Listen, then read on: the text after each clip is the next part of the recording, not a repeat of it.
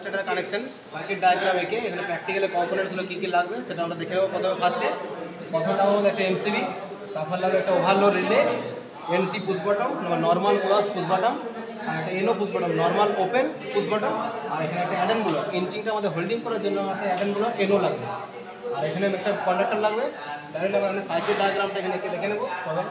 প্রথমে ফেজ এখানে দেবো এমসিবিতে, এমসিবির আউটপুট থেকে নিয়ে নেবো ওভারলোড রিলেতে, ওভারলোড রিলে 95 থেকে 96 আউটপুট হবে। আউটপুট থেকে আমরা দেবো নর্মাল ক্লোজ পুশ বাটন, ইনপুটে দিয়ে দেবো, ইনপুট এনসির আউটপুট থেকে নিয়ে আমরা এনোর পুশ বাটন দিয়ে দেবো, পুশ বাটন এনোর আউটপুট থেকে আমরা নিয়ে আমরা মেন কন্ডাক্টর দিয়ে দেবো। তাহলে আমাদের এটা পুরো সার্কিট ডায়াগ্রামটা প্রথমে ইঞ্চিং হবে, ইঞ্চিং হওয়ার পর আমাদের হোল্ডিং করতে হবে।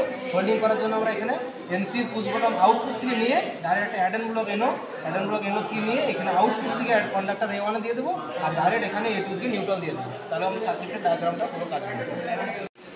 ওখানে আমরা সার্কিট ডায়াগ্রাম আঁকার পর প্র্যাকটিক্যাল করে দেখবো। প্রথমে আমাদের ফেজ, এখানে বলেছি ফেজ,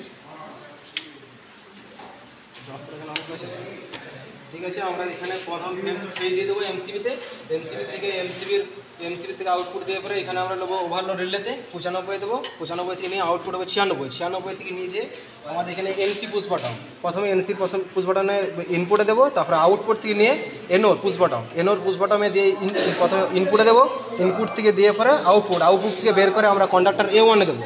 তাহলে আমাদের সব ইঞ্চিং হবে। তাহলে হোল্ডিং করার জন্য আমাদের আরেকটি লাগবে এনোর এনসি ইনপুটের আউটপুট থেকে নিয়ে আমরা কন্ডাক্টর A1 দেবো, এনোর আউটপুট থেকে দিয়ে আমরা কন্ডাক্টর A1 দেবো, আর এখান থেকে ডাইরেক্ট এমসিবি নিউট্রাল থেকে আমরা ডাইরেক্ট কন্ডাক্টর A2 দিয়ে দেবো।